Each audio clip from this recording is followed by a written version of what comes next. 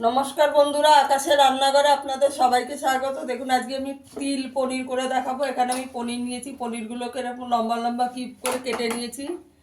এখানে আমি ধনেপাতাটা একটু জলে ভিজিয়ে রেখেছি, এটা একটু বেটে নেব কাঁচা লঙ্কা দিয়ে। এখানে আমি একটু আমন্ড বাদাম ভিজিয়ে রেখেছি, এটা বেটে নেব। এখানে আমি তিল নিয়েছি। এখানে আমি টক দইটা নিয়েছি, দইটাকে একটু জল ঝরিয়ে নিতে হবে। আপনারা পুরো ভিডিওটা দেখতে থাকুন। দেখুন বন্ধুরা, আমার পনিরটাকে আগে ম্যারিনেট করতে হবে। এখানে আমি দই দিয়ে দিয়েছি এই চামচের 4 চামচ। এখানে আমি আমন্ড বাদাম বাটা দিয়ে দেবো এই চামচের 1 চামচ মতন। পরিমাণ মতো নুন দিয়ে দেব।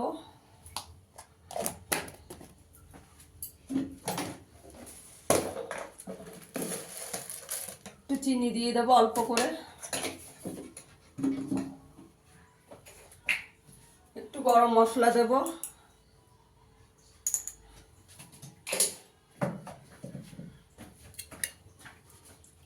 এখানে একটু আদা আর কাঁচা লঙ্কা বাটা দিয়ে দেবো অল্প করে। এখানে ধনেপাতা বাটা দিয়ে দেবো 1/2 চামচ। এখানে একটু ফ্রেশ ক্রিম দিয়ে দেবো।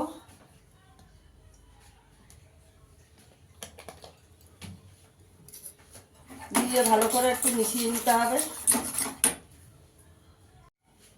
এখানে একটু গোলমরিচের গুঁড়ো দিয়ে দেবো। সব ভালো করে মিশিয়ে নিয়েছি দেখুন।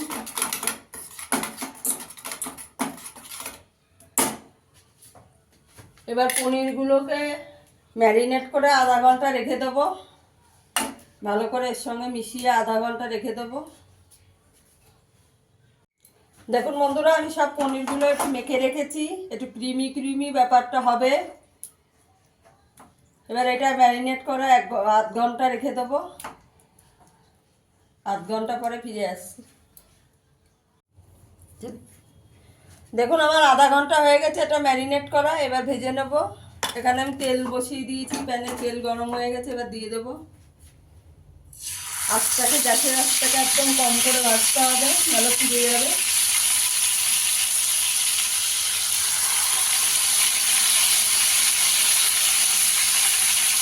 একদম গ্যাসের আঁচটাকে কমিয়ে ভাজতে হবে।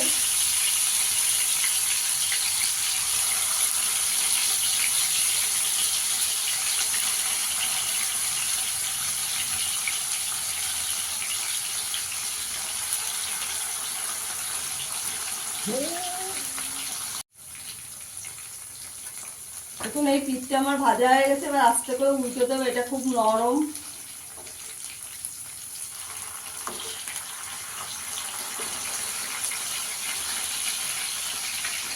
আস্তে করে উল্টাতে হবে, খুব নরম এটা।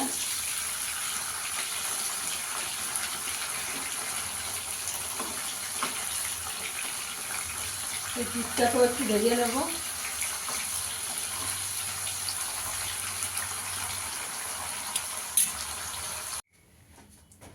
দেখুন বন্ধুরা, আমার এটা ভাজা হয়ে গেছে। এবার বাকিগুলো ভেজে নেব। এই যে তিল নিয়েছি, তিলে কোট করে দিয়ে দেবো।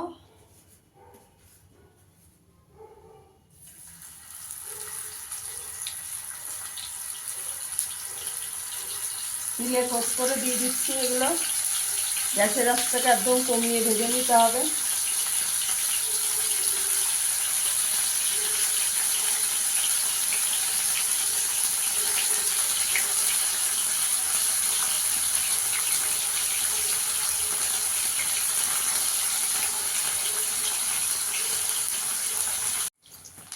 আমার এই পিঠটা ভাজা হয়ে গেছে। এবার উল্টে দেবো।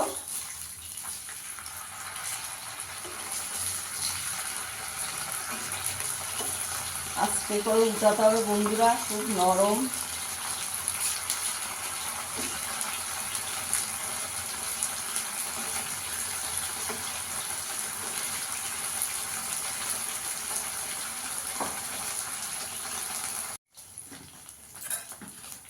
দেখুন বন্ধুরা, আমার তিল পনিরটা ভাজা হয়ে গেছে। এবার তুলে নেব।